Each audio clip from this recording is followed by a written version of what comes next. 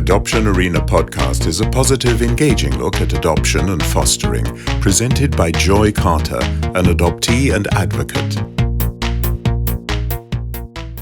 Hello, a very warm welcome to today's show.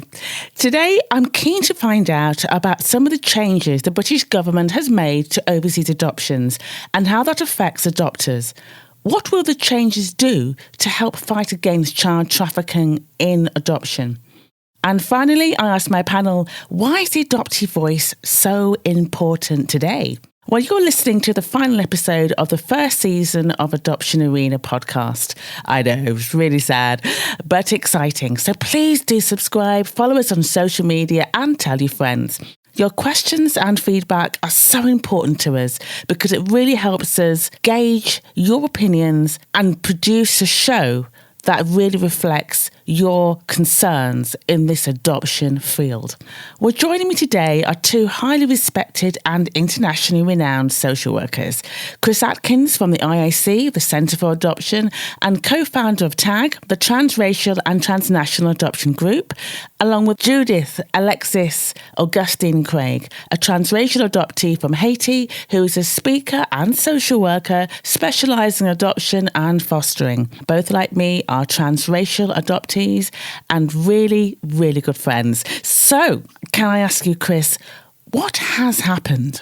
What's happened is the British government, the DfE, have quite rightly decided to put in an extra layer of scrutiny into the children that are available for adoption in Nigeria. And that scrutiny is right, because every child, no matter where they are, no matter whether or not it's inter-country or it's domestic, all the checks should be in place to ensure that adoption is in that child's best interest. So regardless of where you are in the world, regardless of whether or not you're in the UK or you're in Nigeria or you're in India or Pakistan, all of those checks should have been done to ensure that adoption, A, is in the child's best interest, and B, is the child's only option. I'm of an opinion, and I think many other people are, that adoption should be the last option. It is the only order that severs a legal link to birth family. That is immense. There is no other order in the world that severs a link to birth, to biological family, in the way that an adoption order does. And for that reason, every check possible should be made to ensure that this is the right path to go down. So it's not just Nigeria. Every case should be checked against that criteria, and it's right that scrutiny is there, because these children, these young people, cannot say themselves. So they need responsible people in place to ensure that their rights to a family, and a family, if possible, within their country, their country of birth, whether or not there's somebody there, whether or not they can remain there before looking elsewhere. Yeah, because obviously my instant concern, and I think it's a brilliant piece that this government is finally put into legislation. However, what about those children going to America? I mean, isn't this just going to push the problem on to other countries? We know about the child trafficking. Is it? Do other countries have to step it up, like something, like America, for example, and other places in Europe? Germany have a lot of adoptions. Is it enough that we're doing this? Well, at the end of the day, we can do what we do as a country, and we have to make sure that our own house is clean, as it were. I would hope that other countries will do the same, and they do. A lot of other countries do ensure that all children are legally and legitimately brought into countries for adoption. And I think within different countries, we have to check the kind of, for want of a better word, the provenance of children, that those checks have gone in place with the agencies that are in that country, and that there are very robust agencies within countries of origin that will check that out. There are a number of so. Judith, what are your thoughts on this? I mean, what's happening over in Canada? Are they very robust with their checks on overseas adoptions? Yeah, I know there are a lot of checks that go on, and a lot of people, their biggest complaint is, I have to wait, 18 months, 2 years and beyond, which is difficult. And I acknowledge that, because when you're sort of ready to start your family and this is how you're choosing to do it, that's hard, without a doubt. If you biologically have a child, you're waiting 9.5 months approximately, right? And with adoption, it is longer. It also means you're delaying, the age of your child coming to you, right?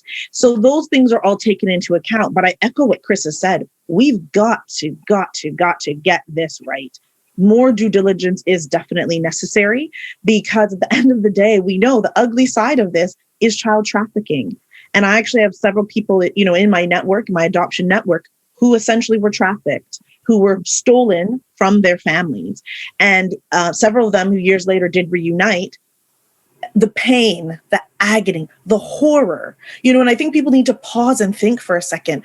This is having your child that you have birthed and brought into life and very much want, love having in your life, are part of your family, gone, removed from your family.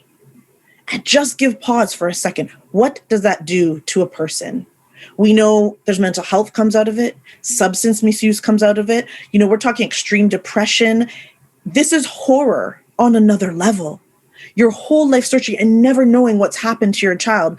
To me, as a parent, that is my absolute worst nightmare, that your child is just removed and you never know what's happened to them. Because at the end, you don't know if your child's being loved on or cared for or brought up in a home, or if they're in some other horrendous situation, being from sex slavery to, domestic servitude. You don't know what's happening. Your child is just gone from you. So we've got to get this right. Families just don't deserve that. Do you think that sometimes, like coming back to you, Chris, do you think that sometimes we're too hasty to take children away from biological parents? Do you think more could be done to help those parents, if they are in a damaging situation, and with the hope that child could eventually maybe go back? I think a lot of countries now, and as Judith said, a lot of adopters get very frustrated because there is a long, long wait, because not only do they have to, certainly in the UK and probably in Canada as well, so they have to go through almost the same adoption assessment process as any other adopter. So that is certainly in the UK, that on average can take longer than 6 months because of all the checks, and particularly during kind of COVID and pandemics, it's taking longer. But that's only the beginning of the journey for them and of the process, and that's a relatively simple process from this end.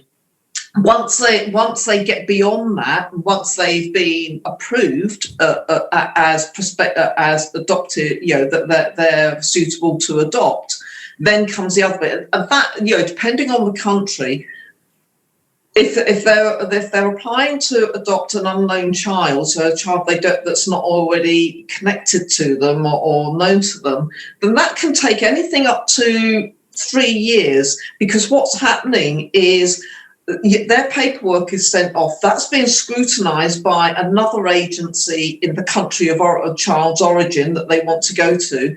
Then the country, if they once they located or whatever, that those processes also have to be within that country to check the child that this child hasn't been trafficked and is genuinely, an adoption is genuinely the best option for this child, and they'll be checking that out as well. So I don't think, to be honest with you, my experience at the moment would indicate that adopting from overseas is not an easy option. And it's not an easy option for the adopters because they have to go through that. They have to wait for it, on top of which, to be brutally honest, it is a very, very expensive option as well because they have to pay for the entire process from beginning to end. Whereas, and we could debate whether or not that's right. We can, have that conversation as to whether or not people who are actually, people in the UK, certainly, I don't know what it's like in Canada, Judith, but the people who are adopting relative children who have lost their parents in country of origin, so there is a very genuine reason why they are adopting, that actually they have to pay for that assessment.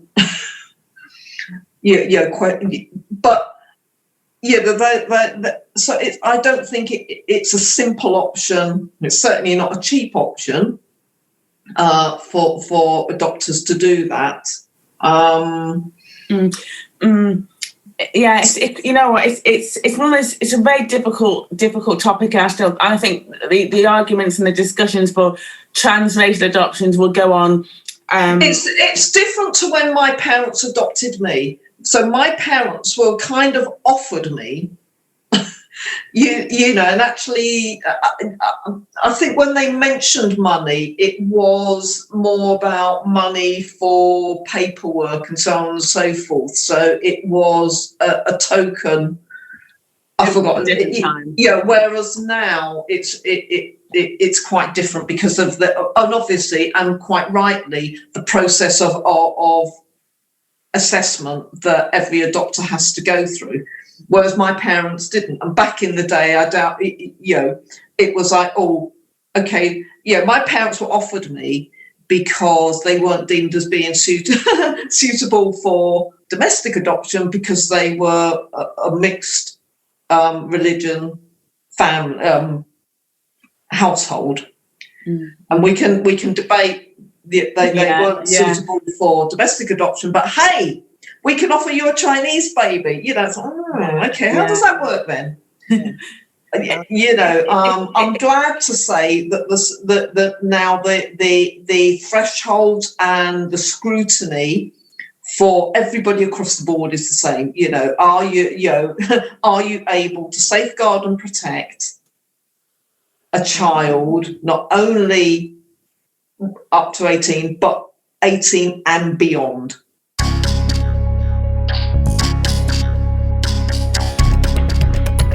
This is the section of the podcast where we say a special thank you to our sponsors and supporters and tell you of interesting events coming up. If you're interested in supporting our work by becoming a sponsor, then simply drop us an email to discuss.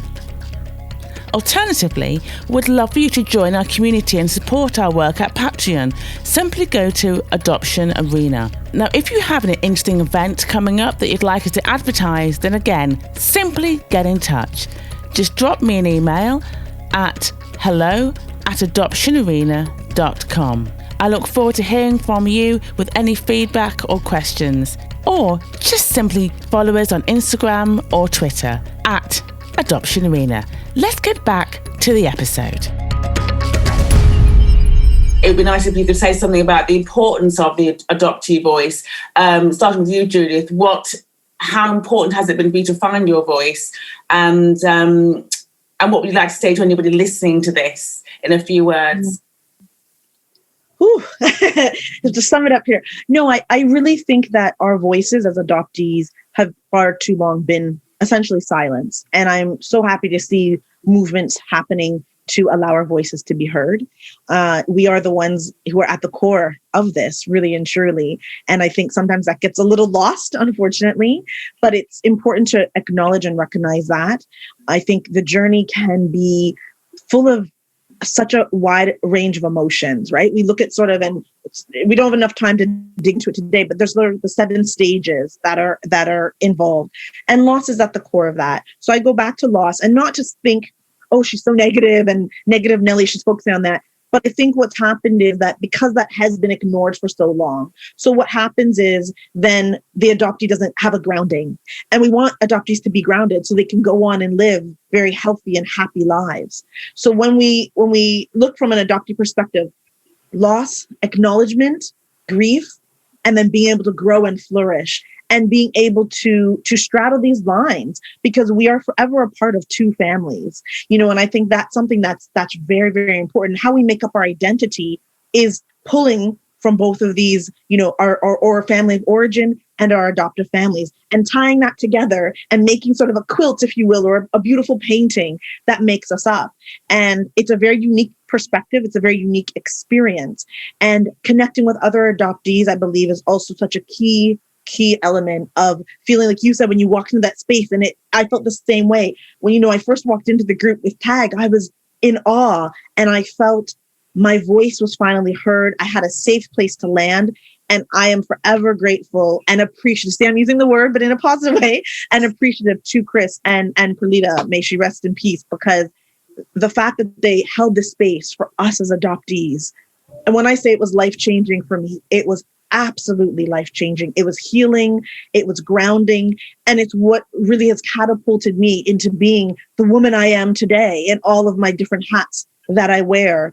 And I just think that's another really integral part, is to have connection with fellow adoptees who are on this journey, and to get the support you need, professionally, whatever that looks like for you, making sure you have that support. And that's my nutshell version. And on that run for presidency, brilliant. Chris, is there any final closing words you'd like to say about the importance of our voices? Yeah, I guess, we started the transnational and transracial adoption group out of recognition that we, and certainly I, but many of the other people, we'd grown up in isolation of ourselves, but also of isolation of each other. So, we started it because, with a simple premise that we wanted to bring transnational and transracial adoptees together in the same room to have those discussions and to connect. And over the years, decades now it is, that's what we've done. And it still remains as quite a simple, we have no highfalutin ideas for conquering the world of adoption, so on and so forth. We simply want to bring people together so that they can connect with each other. And I think that hopefully that's what we've done. I think unless people who resource adoption support services, who work with adopted children and families, unless they listen to the experiences of those of us who have that lived experience of adoption, my question will always be, how do you develop effective services to support children and families as you go forward if you are not going to listen to the people who continue to live this on a daily life? And I think far too often people think they're doing the right thing, but they've not consulted with an adoptee. Yeah. So that, and I do think that needs to continue.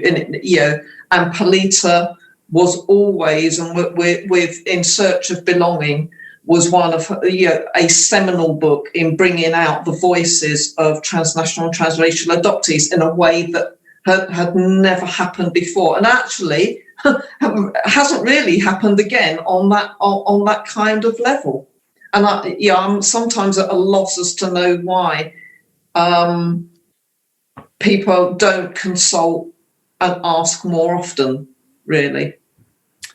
So, and it's a shame because I think developing services, adopted children grow up into be adopted adults. We don't stop at 18. No, we have lives to do. Well, thank you so much for both of you for joining me and for really sharing your personal experiences, because it's always difficult. Well, for many people watching, I want to encourage you. It can be difficult to share your voice, but it's really important that you heal, you develop what you'd like to say, because your knowledge can literally go on to help other people develop services, and also encourage people who are behind you, young people who need to hear your experiences to give them the confidence that they can get through the very difficult, complex issues of identity. That was so powerful. Thank you so much for listening. And of course, to my two special guests, Judith Alexis Augustine Craig and Chris Atkins. Now, the book that Chris mentioned earlier is by the late Dr. Polita Harris, called Chosen, Living with Adoption, which is available at Amazon and Waterstones. It's a really important piece of writing and poetry written by 50 adopted adults born between 1934 to 1984. Well, that's the end of Series 1. A huge thank you and a massive shout out to everyone who's helped work on the production. And of course, thank you to yourselves for listening and supporting us.